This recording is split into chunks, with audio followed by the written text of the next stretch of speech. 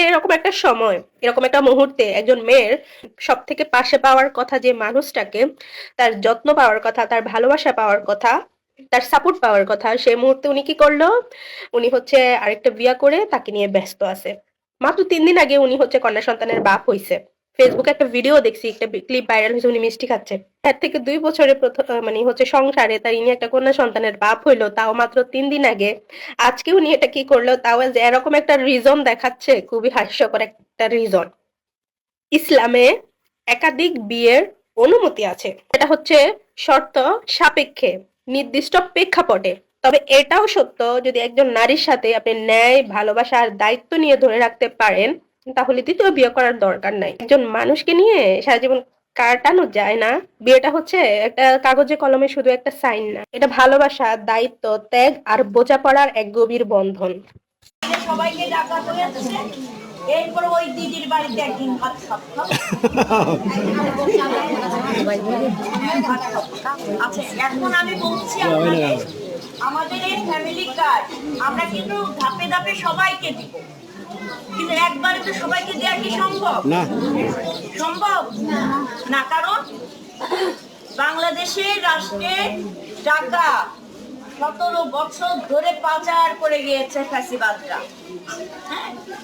তো সেই জায়গায় অনেক চ্যালেঞ্জ মাথায় নিয়েও, আর্থিক অর্থনৈতিক অনেক সমস্যা মাথায় নিয়েও মাননীয় প্রধানমন্ত্রী আপনাদের সম্মানার্থে, আপনাদেরকে সম্মানিত করার জন্য, আপনাদেরকে আর্থিকভাবে সচ্ছল করার জন্য, আমাদের নারী সমাজের ক্ষমতায়নের জন্য, আর একটু পরিবারকে সচ্ছল করার জন্য তিনি এই উদ্যোগ পাইলটিং হিসেবে নিয়েছেন।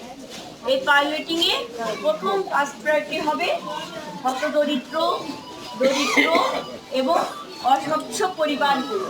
তারপরে ধাপে ধাপে নিম্নবিত্ত, উচ্চবিত্ত, আপনার মধ্যবিত্ত, উচ্চবিত্ত সবাই আমরা পাবো, সবাই পাবো ফ্যামিলি কার্ড।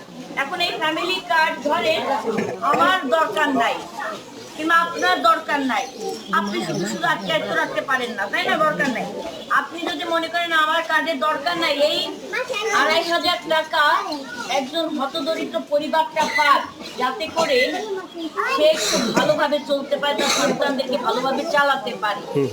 অর্থাৎ আমি আপনাদেরকে কেন এই কথাগুলো বলছি, আমরা বলছি অনেক সীমাবদ্ধতার মাঝেও আমরা এই মহতি উদ্যোগ, আমরা যেন প্রকৃত যারা ভুক্তভোগী, যারা আসলে মানে সুবিধাটা হলে তারা একটু ভালোভাবে থাকতে পারে, আমরা যেন সবার পাশে দাঁড়াতে পারি, তাই না? তার জন্য আপনাদেরও সহযোগিতা লাগবে। আমাদের সরকারের টিম, আপনার সমাজ কল্যাণ মন্ত্রণালয় থেকে সমাজসেবক, উপজেলা সমাজসেবক তিনি থাকবেন এবং তার সাথে আরো সরকারি টিম থাকবে, এবং আমাদের বিএনপির পক্ষ থেকে, এমপি সাহেবের পক্ষ থেকে সেলিম মোল্লা থাকবেন, একটু দ্বারা, এবং মাকসুদা ভাবি থাকবেন। হ্যাঁ, আপনাদের সার্বিক এই বিষয়টা তদারকি করার জন্য। এখানে আপনার বিধবা ভাতার বিষয় আসছে, আপনার প্রতিবন্ধী ভাতার বিষয় আসছে, আপনার বয়স্ক ভাতা আছে, আরো অনেক ধরনের সামাজিক সুরক্ষা যে সুবিধাগুলো আছে, সেই সুবিধা আপনারা সকলে ভোগ করতে পারবেন, এবং তার জন্য ওরা আপনাদের এই পুরো ইউনিয়নে ওরা কাজ করবে।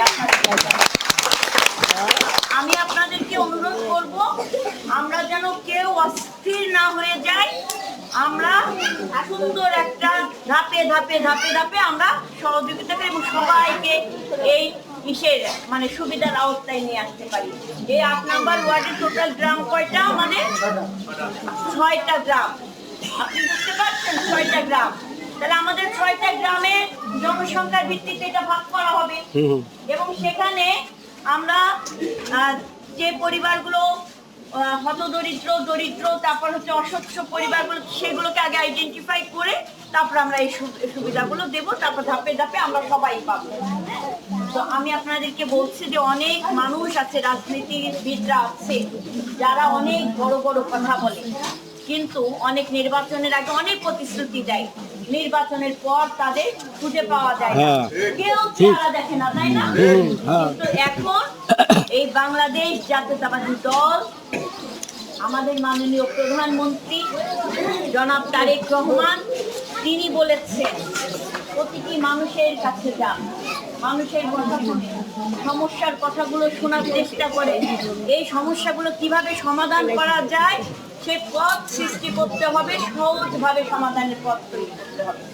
আপনারা দেখেন আমাদের প্রধানমন্ত্রী জ্যাম থাকে হেঁটে চলে যাচ্ছে, দেখছেন না? খুব সাদা সিধে মাথা চলাফেরা করছে না? হ্যাঁ, তো সেই জায়গায় আপনারা তার জন্য আশীর্বাদ করবেন।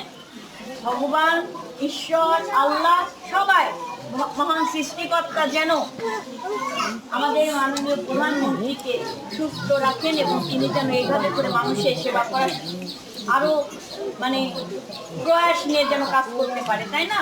তো আপনাদের সবার কাছে কৃতজ্ঞতা জ্ঞাপন করছি।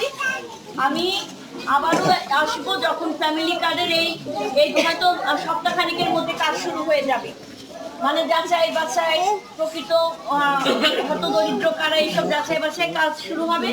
যখন শুরু হবে তখন আমি আবারও আসবো এবং আপনাদের যে চাহিদাগুলো থাকে ওনারা যখন কাজ করবে, এই যে আপনার জুয়েল মোল্লা আছে, তারপর হচ্ছে সামিউল্লাহ সাহেব আছে, তারপরে ডাক্তার মোশাররফ সাহেব আছেন, পাবেল মোল্লা আছেন, তারপরে কি রায়হান মোল্লা, তারপরে এদিকে মানিক, কাজল, এই যে ফোর্সের জমিদার, তারপরে আলমগীর জমিদার, এই যে রুবেল, এরা যারা আপনাদের কাছে আসবে, আপনারা আপনাদের সমস্যাটা একটা চিঠিতে লিখে পাঠিয়ে দিবেন আমার কাছে, আমরা সমস্যার সমাধান করে দেবো। হ্যাঁ,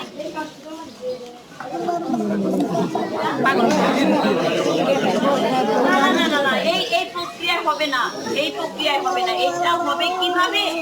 আপনার সরকারের সমাজ কল্যাণ মন্ত্রণালয়ের দায়িত্বপ্রাপ্ত অফিসাররা আসবেন, তার সাথে দায়িত্বপ্রাপ্ত কিছু শিক্ষকরা থাকবেন এটার দায়িত্বে, এবং আমাদের এমপি মহোদয়ের প্রতিনিধি তারা থাকবে, এবং সেখানে আপনার প্রকৃত যারা হতদরিদ্র, দরিদ্র, অসংখ্য পরিবার, তাদেরকে আইডেন্টিফাই করে তারপরে হচ্ছে আপনার এই কার্ড বিতরণ করা হয়। এই কার্ড যার নামে হবে সে ছাড়া এর সুবিধা আর কেউ করতে পারবে না।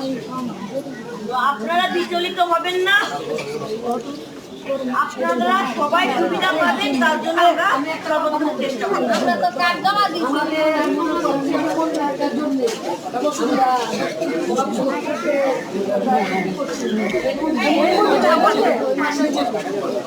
আমাদের কাজ হলো না, আমরা ভোট দিলাম মনের আনন্দ করে, আমাদের